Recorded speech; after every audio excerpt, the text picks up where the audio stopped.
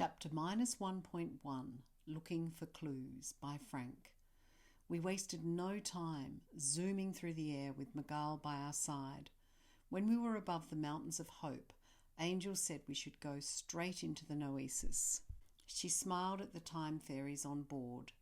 "Please would you guard the Vesper?" she asked. "Yes, of course." The fairies seemed overjoyed to be asked. Immediately we all imagined our surfboards into existence. "I'll take the lead," said Angel, "but each of you must be alert. Read the signs, see what you can see, feel what you can feel, hear what you can hear.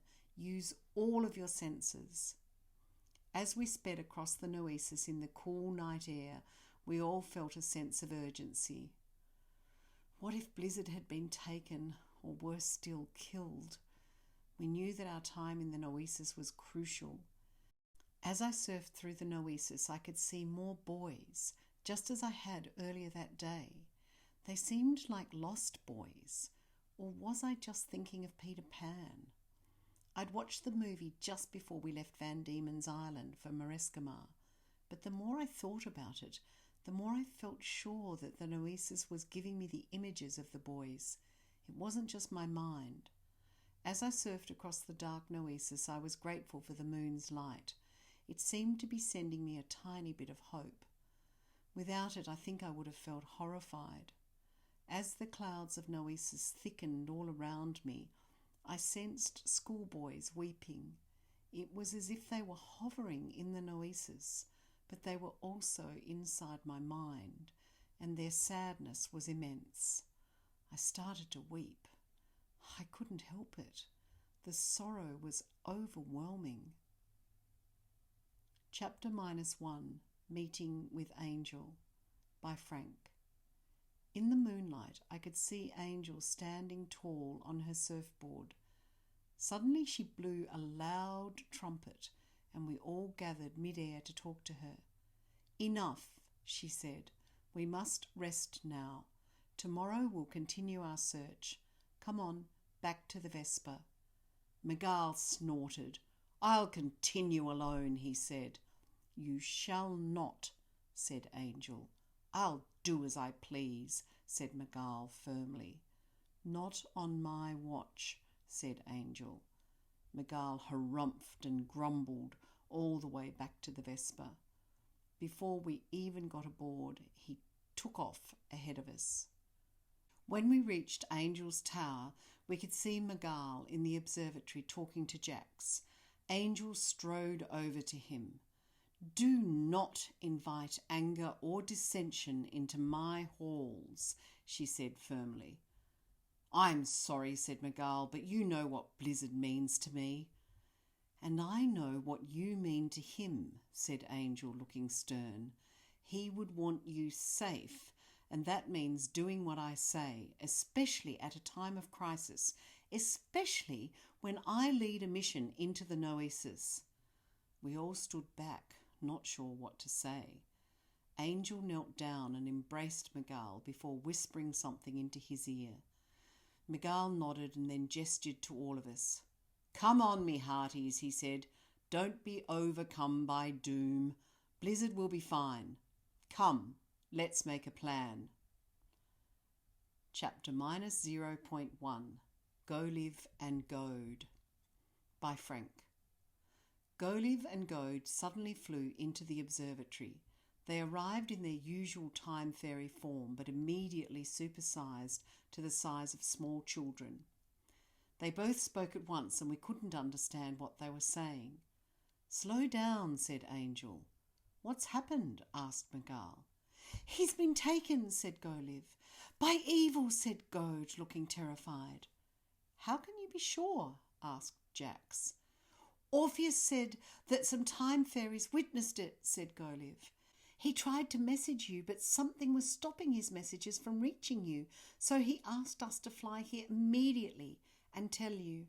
"Our friends saw a dark cloud surround Blizzard," said Gode, "and when it disappeared, nothing was left of him but his coat." Angel stood up and cleared her throat. "Silence," she shouted. Goliv and Gode returned to their usual size and cowered on the floor. "Fully supersize," commanded Angel. "You've done nothing wrong." Goliv and Gode became the size of teenagers and stood waiting for Angel to speak. In each of her hands appeared a staff of gold. From the top of one, orange and purple fire burned in long, strange flames, and from the other, huge spurts of steam hissed into the air. Angel spoke in another language. I had no idea what she was saying, but as her words left her mouth, we all fell to the floor, unable to move. Miguel sat as still as a rock in his chair, and I could see that he was weeping. "Now," said Angel, "all of you stand with me and agree that Blizzard will be found and that evil will not win." We all stood and shouted, "We agree!" Miguel hung his head, still weeping. Angel pointed both of her staffs at his chair, and they left her hand, turning into wild smoke and steam that swirled around and around in a kind of tornado. As we watched, Miguel's chair disappeared and he stood up.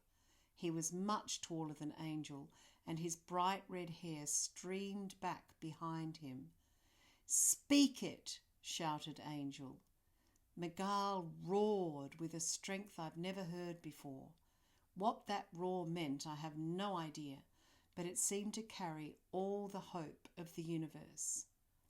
All of a sudden, we all began to weep, and then we laughed, slowly at first, but then loudly, and as if we'd seen the funniest thing ever, and we couldn't stop seeing it. The joy of that laughter was more intense than anything I've ever felt, and then it all faded. I felt as if we were waking from a dream, but I was sure I'd not been asleep. As I rubbed my eyes, I could see that Miguel was back in his chair, and we were all sitting in the observatory in Jax's enchanted chairs. Angel looked completely serene, as if she was calmly waiting for something. Darling floated into the room, and with her usual politeness, she asked, "Would you like some supper?" Angel smiled and said, "Yes, darling, thank you. Supper would be marvellous." Darling bowed and fluttered away. We all sat there, unable to speak, not wanting to cry or laugh anymore. It felt as if we were in a great ocean of peace. Angel cleared her throat. "I'll ask you all for your Noesis visions in the morning," she said. "But for now, let's have some supper and then get some sleep to restore our strength." We all nodded, but somehow I knew that our beds were still a long way away. The deep quiet we were all feeling seemed far more important. It would help us get ready to search for Blizzard. I could feel it in my bones. And so we sat there. It was another 2 hours at least before we went to bed.